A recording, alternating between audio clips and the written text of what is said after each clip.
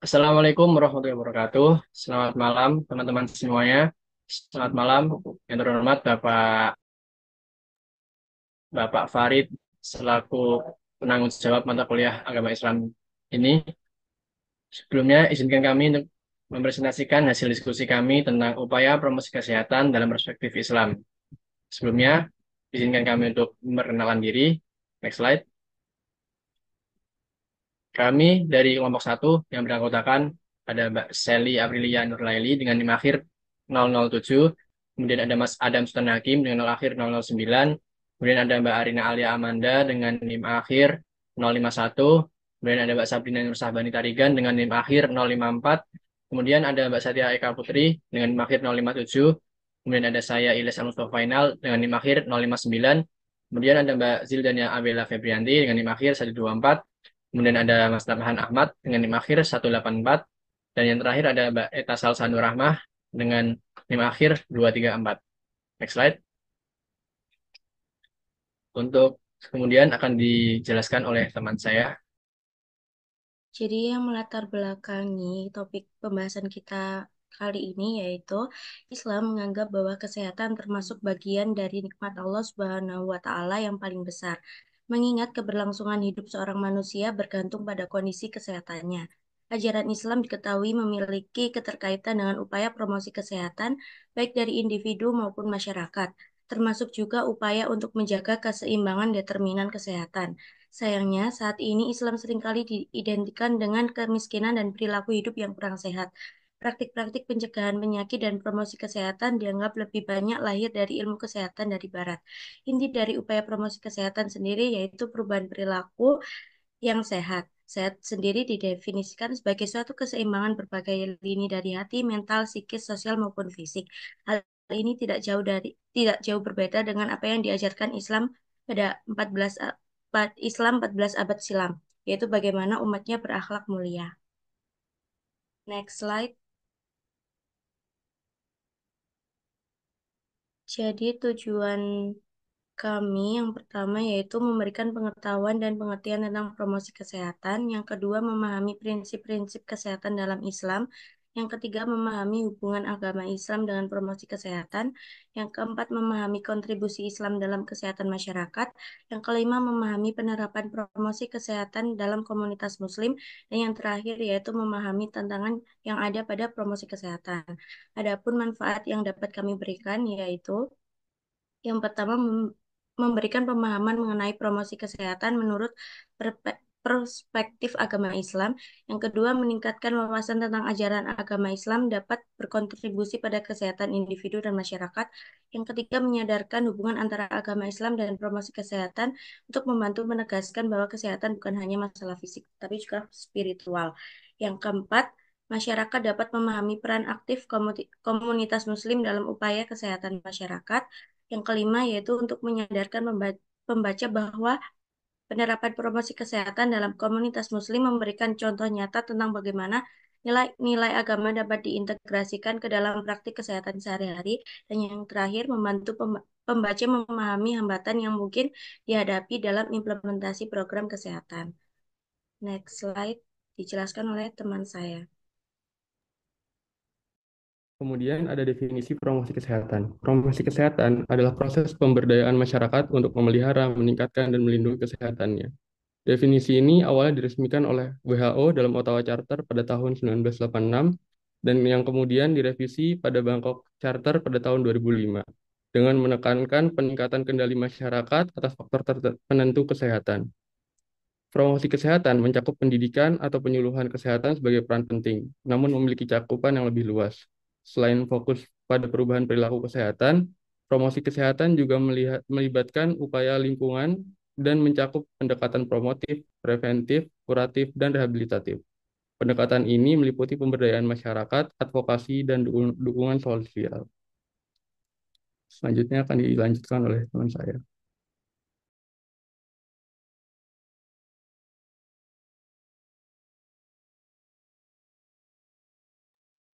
Baik, yang selanjutnya adalah prinsip-prinsip kesehatan dalam Islam. Manusia dalam mencapai kebahagiaan baik di dunia maupun di akhirat, salah satunya adalah dengan kesehatan. sebagaimana kesehatan seringkali diibaratkan sebagai mahkota.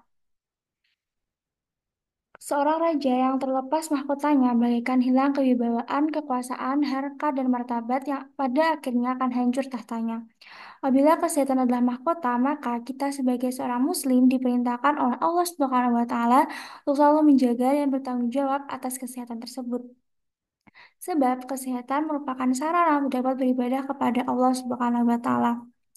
Untuk mencegah datangnya penyakit yang akan merusak mahkota kehidupan seorang muslim, telah diperintahkan oleh Nabi Muhammad SAW dalam sebuah hadis. Dari Amr bin Maimun bin Mahran, sesungguhnya Nabi Muhammad SAW berkata kepada seorang pemuda dan menasihatinya, jagalah sebelum lima hal sebelum lima hal. Mudamu sebelum masa tuamu, sehatmu sebelum datang masa sakitmu, waktu luangmu sebelum datang masa sibukmu, kayamu sebelum miskinmu, dan hidupmu sebelum matimu. Dalam konteks Islam, kesehatan bukan hanya sekedar aspek fisik, tetapi juga mengenai mental dan spiritual yang mendalam. Oleh karenanya, apabila setiap individu hidup sehat, tentunya dengan menjaga kesehatan fisik, mental, dan spiritual, maka keluarga dan masyarakat sebagai komunitas suatu bangsa juga akan ikut sehat. Selanjutnya akan dijelaskan oleh teman saya.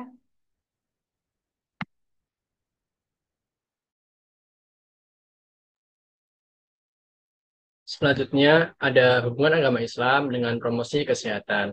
Kesehatan merupakan nikmat dan rahmat dari Allah Subhanahu wa taala yang tidak ternilai harganya.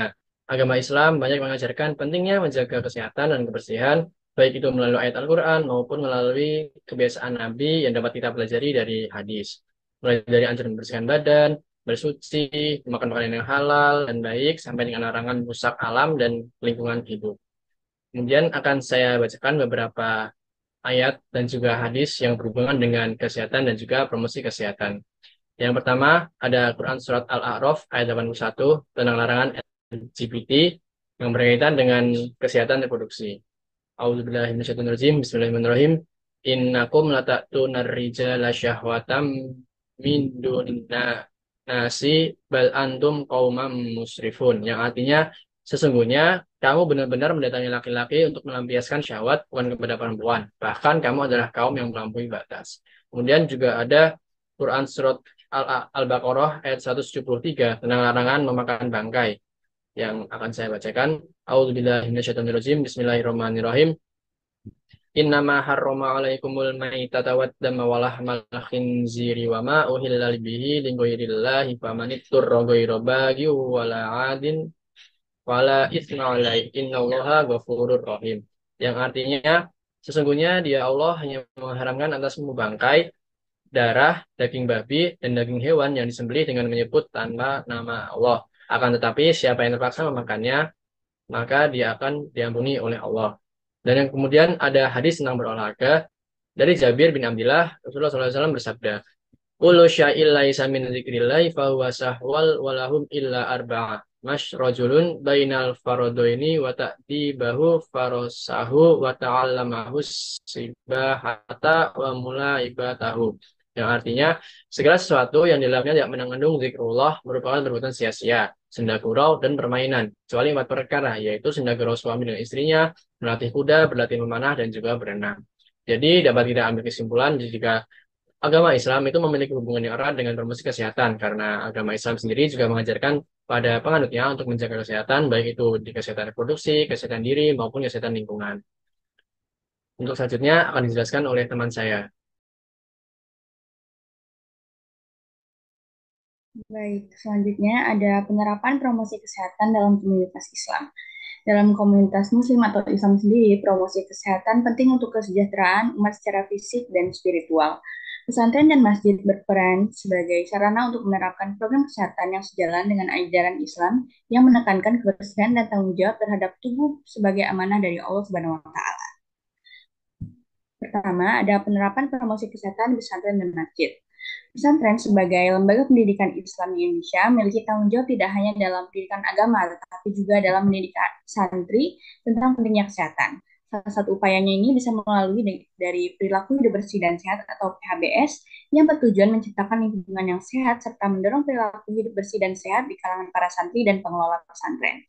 Implementasi PHBS di pesantren ini bisa meliputi beberapa indikator yaitu pertama ada mencuci tangan dengan edukasi cuci tangan sebelum makan setelah aktivitas. Yang kedua ada makan sehat dengan penyediaan makanan bergizi dan pola makan sehat. Yang ketiga ada sanitasi dengan penggunaan jamban sehat dan fasilitas kebersihan. Dan yang keempat ada edukasi kesehatan mental dengan program kesehatan mental dan juga reproduksi. Next slide. Selain pesantren, masjid juga sebagai tempat ibadah yang pastinya akan sering dikunjungi oleh para umat muslim yang bisa dijadikan sebagai tempat untuk melakukan promosi kesehatan. Yang kegiatannya bisa berupa penyuluhan kesehatan, yaitu seminar kesehatan, penyuluhan pola hidup sehat, lalu juga bisa berupa pemeriksaan kesehatan dan vaksinasi yang berupa program rutin bagi jamaah, dan juga kegiatan olahraga baik bisa berupa senam, futsal, dan juga program kebersihan lingkungan. Lalu, ada beberapa strategi yang dapat kita terapkan untuk meningkatkan kesadaran kesehatan di kalangan umat Islam. Yang pertama bisa dengan memanfaatkan nilai-nilai Islam, yaitu kebersihan sebagai bagian dari iman dan tubuh adalah amanah dari Allah. Yang kedua, ada peran pesantren dan masjid yang telah dijelaskan tadi, bisa dengan menyebarkan informasi kesehatan melalui tausiah, majelis taklim, dan juga media masjid. Yang ketiga, ada kolaborasi lembaga agama dan juga pemerintah melalui program kesehatan terstruktur, regulasi promosi kesehatan di tempat ibadah, dan juga yang terakhir ada evaluasi dan monitoring, yaitu pemantauan efektivitas program kesehatan oleh takmir masjid, Kemenak, dan juga Dinas Kesehatan. Selanjutnya akan dijelaskan oleh rekan saya. Baik, selanjutnya yaitu kontribusi Islam dalam promosi kesehatan.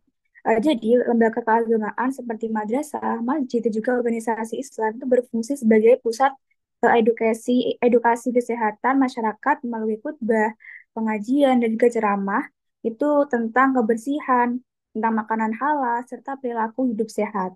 Dan Islam itu mendorong program kesehatan berbasis komunitas yang sejalan dengan prinsip-prinsip ajarannya, seperti bergotong royong, pemberdayaan kesehatan mental yang berfokus pada pendekatan spiritual dengan mengajarkan meditasi Islam dan juga pendekatan zikir untuk mengatasi masalah psikologis serta layanan kesehatan yang dikelola oleh organisasi Islam untuk masyarakat yang kurang mampu. Program-program ini itu seringkali berpusat pada kepedulian terhadap sesama dengan menekankan pentingnya saling menjaga dan memperhatikan kesehatan anggota komunitas.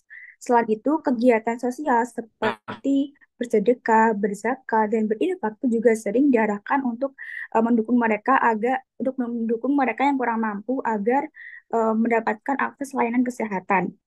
Dan juga kontribusi Islam terhadap promosi kesehatan masyarakat itu tidak hanya berfokus pada upaya fisik semata saja, tetapi juga mencakup pendekatan holistik yang melibatkan aspek spiritual, mental, dan juga sosial. Selanjutnya akan dipaparkan oleh rekan saya.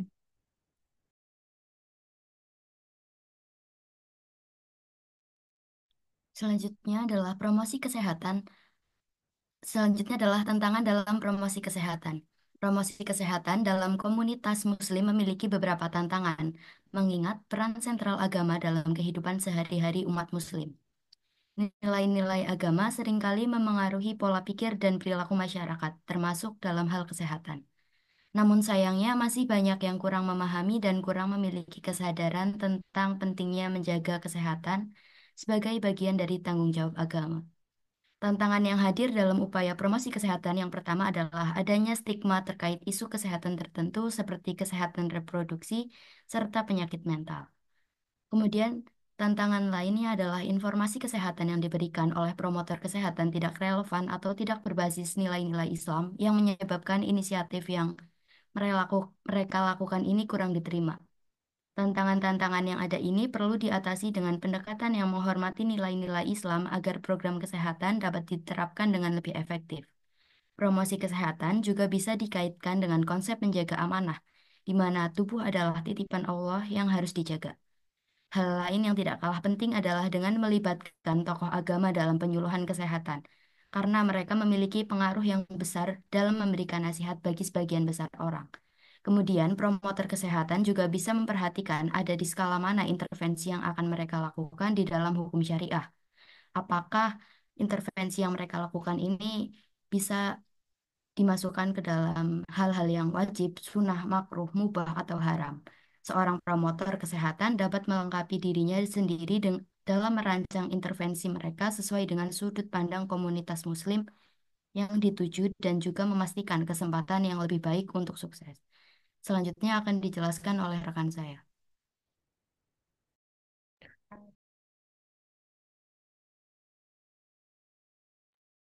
Baik, selanjutnya ada studi kasus. Sebagai lembaga pendidikan Islam, pesantren sebagai institusi dengan ratusan santri yang tinggal di asrama seringkali menghadapi tantangan kesehatan terutama terkait dengan kebersihan dan sanitasi. Pesantren memiliki resiko tinggi dalam menyebarkan penyakit menular seperti diare, penyakit kulit, dan infeksi saluran pernapasan. Untuk mengatasi masalah ini, banyak pesantren menerapkan promosi kesehatan berbasis ajaran Islam dengan memberikan pendidikan yang berfokus pada konsep toharoh atau kebersihan diri dan lingkungan. Nah, toharoh sendiri pada hakikatnya dibagi menjadi dua, yaitu toharoh ruhiyah dan ba'daniyah. Toharoh ruhiyah merupakan kesucian jiwa dari syirik dan maksiat, serta disucikan dengan tauhid dan amal soleh. Sedangkan toharoh ba'daniyah merupakan kesucian badan dan pakaian dari najis, serta hadas yang disucikan dengan cara mencuci seperti wudhu, mandi, atau tayamum. Pada konteks promosi kesehatan, toharoh yang akan kita bahas adalah toharoh ba'daniyah, di mana para santri diberikan pendidikan mengenai menjaga kesucian diri dan lingkungan dari hadas dan najis. Tentunya, pendidikan ini juga didukung oleh pesantren dengan memberikan fasilitas sanitasi yang memadai, penyuluhan rutin, inspeksi kebersihan, dan lain sebagainya. Dengan adanya pendidikan yang berfokus pada toharoh ini, banyak memberikan dampak positif kepada lingkungan pesantren, juga individu yang terlibat. Warga pesantren akan menjadi lebih sadar dan peduli terhadap bagaimana kebersihan lingkungan dan diri mereka sendiri tidak hanya bagian dari ibadah, namun juga dapat menjaga kesehatan fisik dan mental sehingga meminimalisir resiko menyebarnya penyakit menular dalam lingkungan pesantren. Selanjutnya akan dijelaskan oleh rekan saya. Baik, selanjutnya yaitu kesimpulan dari pemaparan-pemaparan di atas. Yang pertama, promosi kesehatan merupakan upaya memberdayakan masyarakat untuk memelihara dan meningkatkan kesehatan dirinya serta lingkungannya dengan diiringi perubahan di lingkungan untuk menunjang keadaan yang lebih sehat. Yang selanjutnya yaitu Islam menjunjung tinggi kesehatan sebagai bagian dari kenikmatan yang diberikan Allah Subhanahu wa taala kepada hambanya, serta melalui sabda Rasulullah untuk senantiasa meningkatkan kualitas ibadah. Yang selanjutnya yaitu hubungan Islam dengan kesehatan diberikan melalui forum lembaga keagamaan seperti ketika penyampaian khutbah, serta melalui program kesehatan yang berbasis komunitas dengan melakukan gotong royong dalam kegiatan sosial seperti zakat, infak, dan juga sedekah. Yang selanjutnya yaitu implementasi promosi kesehatan dapat dilakukan melalui upaya atau komunitas muslim seperti pesantren yang memberikan pendekatan untuk menjaga kesehatan warga pesantren sehingga dapat meningkatkan kualitas beribadah kepada Allah. Selanjutnya yaitu menaati perintah Allah dan anjuran Nabi Muhammad seperti dengan tidak mengonsumsi sesuatu yang diharamkan, menerapkan PHBS yang merupakan salah satu peran Islam dalam meningkatkan derajat kesehatan masyarakat. Yang selanjutnya yaitu tantangan berupa kurangnya pengetahuan dan kesadaran masyarakat dalam menerapkan pola hidup bersih dan sehat, kemudian pendekatan promosi kesehatan yang tidak sesuai dan kepercayaan dan juga budaya masyarakat setempat. Yang selanjutnya yaitu keterbatasan sumber daya fasilitas untuk menunjang kondisi kesehatan masyarakat. Yang selanjutnya yaitu saran. Langkah penguatan kolaborasi antara sektor agama dan kesehatan dapat menghadirkan upaya pemeliharaan kesehatan yang sesuai dengan agama serta dapat memberikan penguatan spiritual kepada masyarakat sehingga dapat menerapkan nilai-nilai agama yang sudah pasti selaras dengan kesehatan. Selanjutnya yaitu perlunya melibatkan tokoh-tokoh agama dalam penyampaian ceramah dan dakwah yang dapat mempengaruhi perilaku sehat masyarakat. Komunitas Islam juga dapat memanfaatkan media sosial sehingga dapat memberikan cakupan yang lebih luas dalam menyebarkan informasi kesehatan. Baik, sekian merupakan presentasi dari kelompok kami mengenai upaya promosi kesehatan dalam perspektif Islam, yang mana tadi kami sudah membahas mengenai definisinya, kemudian prinsip-prinsip kesehatan dalam masyarakat, hubungan agama Islam dengan promosi kesehatan, sampai dengan tantangan dalam mengimplementasikan promosi kesehatan, serta salah satu contoh atau studi kasusnya. Baik, sekian terima kasih. Wassalamualaikum warahmatullahi wabarakatuh.